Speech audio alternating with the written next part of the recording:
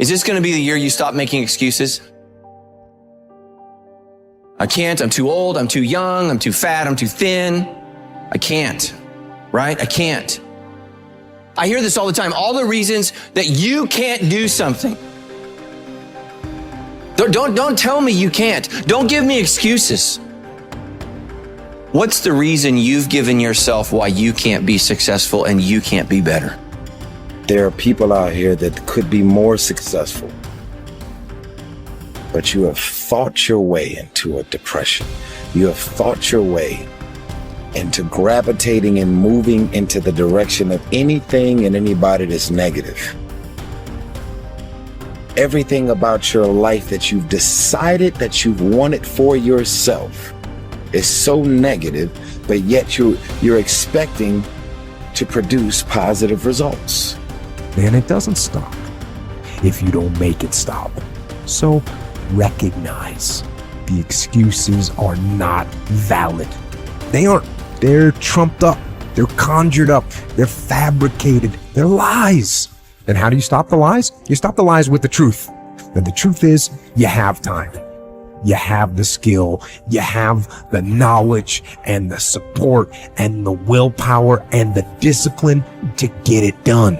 A lot of you are trying to find inspiration and motivation with a depressed mindset. You're depressed because you're not doing it with yourself. You don't find inspiration by not living in the grip of life. You need to live in the grip of life to find inspiration. Put challenges in front of yourself. When you put a challenge in front of yourself and you attack it, that's when you find inspiration. If you want all these things in life and you're just thinking that by some miracle of life it's going to magically happen, you got to wake up. The only way to get what you want in life is to get to work and go and get it. To look at all your adversity and all the excuses square in the face and push yourself out of your comfort zone to achieve what you want. I'm not going to allow things that I have no control over to control me. The only way to go about doing the work is get raw and get intense, get angry and aggressive, and make it happen for yourself. These test days, guys, these are the days that test your qualities. They test your characters. They test who you think you are. They test your fortitude. They test your endurance, your discipline, your grit, your dedication, your determination, your mental toughness, your character. Everyone wants to feel like a winner. And feeling like a winner requires that you win. You get the feeling of the winner by completing a task 100. When you do this repeatedly, eventually you develop the habit of completing the tasks that you begin. When this habit of task completion locks in, your life will begin to improve in ways that you cannot today imagine. In psychology, the reverse is always true. The incomplete action is a major source of stress and anxiety. In fact, much of the unhappiness that people experience is because they have not been able to discipline themselves to follow through and complete an important task or responsibility. If you have ever had a major assignment that you have been putting off, you know what I am referring to. The longer you wait to get started on an assignment and the closer the deadline approaches, the greater stress you experience. It can start to keep you up at night and affect your personality. But when you finally launch into the task and push it through to completion, you feel a great sense of relief and well-being. It is almost as if nature rewards you for everything that you do that is positive and life-enhancing. At the same time, nature penalizes you with stress and dissatisfaction when you fail to do the things that move you toward the goals and results that are important to you. Pick something, right? Pick something, a nameable goal, and then try to implement it. And what'll happen is you'll learn a lot by trying to implement it. And one of the things you might learn is what a slightly better goal might be. You know, because if you try something diligently and you succeed or you fail, you're going to learn from the effort expended in the detailed implementation of the goal. It's going to inform you. It'll also transform you physiologically. It does that at a very basic level, neurophysiological level. You will be slightly different as a consequence of the attempt. And what that'll mean is that the next goal you pick will be a little more suited to you. And so it's this kind of pathway, right? It's like maybe the goal you should be attaining is here, but you don't know that because you're clueless. And so you aim there. Well, it's better than there. And it's not nothing. It's not cessation of movement. And, you know, if you're supposed to go there and you go here, but you walk diligently towards it, you're a little closer once you get to here than you were here. And it's this oscillating self-corrective process that leads you to the final star. And you have to be willing to engage in erroneous experimentation to manage that, but it is a self-correcting process. And so one of the things I always talk to my clients about is, well, let's try something, you know, and we'll reserve to ourselves the right to alter our trajectory. And then I would use as a corrective there, because you might say, well, how do you know when you're not just giving up, right? Instead of thinking maybe you need a different goal. And I would say, well, you can, if you're really concerned about your proclivity for self-deception, you can enter into a contract with yourself that you won't replace any goal you've set with a goal that's easier. And so you can switch your goal, but it has to be a little harder so that you check yourself against that tendency to withdraw and avoid and be self-deceptive. And that works like a charm. And if you do that with some degree of diligence, your goals will get better and more attainable, and you'll get happier too, because you don't experience happiness except in relationship to a goal. And that's really worth knowing.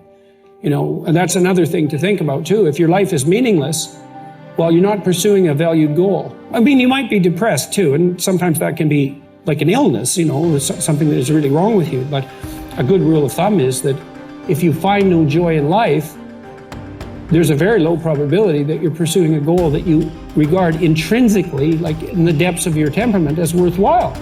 And that's technically true, because we do in fact experience most of the positive emotion, let's say, that's associated with emotions like joy. We experience that in relationship to a goal. So, well, then you want to find a goal that regulates your negative emotion and that brings you a certain amount of positive emotion and that expands your competence as you pursue it. And you will experience that as meaningful. That's really what meaning signals. Meaning signals you're doing all those things. You say, well, that's not real. It's like, don't listen to the semantic chatterbox so much, right? There's levels of you that are far wiser than that. And you can watch what happens to you instead of noticing what you think. The way that you develop courage and confidence is with knowledge and skill. Most fear and doubt arises out of ignorance and feelings of inadequacy of some kind. The more you learn the things you need to know to achieve your goals, the less fear you will feel on the one hand, and the more courage and confidence you will feel on the other. Think about learning to drive for the first time. You were probably extremely tense and nervous and made a lot of mistakes. You may have driven erratically and been a danger to yourself and others.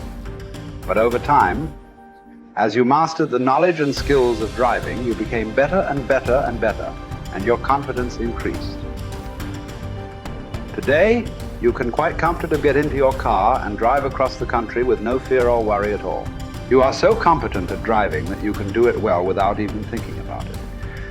The same principles apply to any skills you need to learn to achieve any goal you can set for yourself.